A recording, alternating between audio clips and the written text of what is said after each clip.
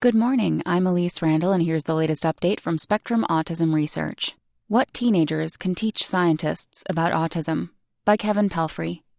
I am the proud parent of two amazing, inspiring teenage girls. We fill our evenings and weekends with my unproven algebra tutoring and driving school. I sometimes struggle in my roles as tutor, math instructor, interpreter for the male gender, and father. Life Science, Autism Research, and the Real World. My desire to better understand my daughters and to be a good father has led me to follow with great interest the burgeoning area of adolescent brain development. I'm awestruck by how the latest findings apply to my daughters. Moreover, my colleagues and I are keen to consider how this work can inform our understanding of autism. This is an exciting time for autism research, yet despite the breakthroughs over the past few years, one key group of people with autism continues to be under-researched: teenagers. Paradoxically, this is the group that needs new research most urgently.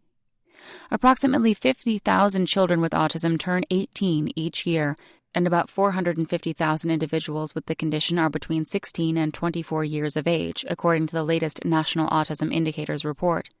Despite these numbers, the Interagency Autism Coordinating Committee reports that only 2% of autism research dollars are directed at the challenges facing young people as they transition to adulthood.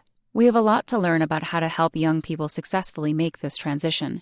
Examining the teenage years also presents a major opportunity for autism treatment. Adolescence is a time of tremendous brain reorganization and plasticity, rivaling that seen in early infancy. What's more, about half of children with autism are not diagnosed until they are 5 or older. Late diagnoses are particularly common among girls, who may manifest the condition differently. Blind spot. Although experts have focused mainly on early childhood as the primary window for intervention, adolescence represents a second window. But we know far too little about the changes in brain connectivity, structure, and function that support optimal social development. Facing this blind spot in autism research, my team at the George Washington University, along with our Autism Center of Excellence, or ACE, collaborators, are engaged in a 5-year initiative to find new ways of improving the lives of adolescents and young adults with autism.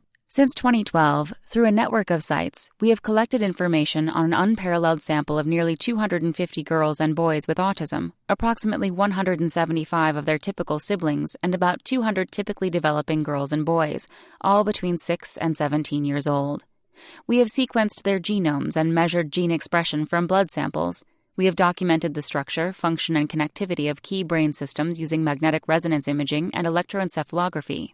We have also collected extensive clinical and behavioral data from our participants. The result is a shared treasure trove of data. Now, with a 2017 Renewal ACE grant, we aim to collect longitudinal data from these people in their journey through adolescence and into adulthood. Following these individuals enables us to chart, in eye-opening detail, their developmental trajectories as they move through this key transitional period. We aim to use our data to better understand the mechanisms underlying diversity in social communication abilities, ranging from socially competent to severely compromised, within and across genders. This knowledge could lead to personalized and thereby more effective interventions for people living with autism. Community ties.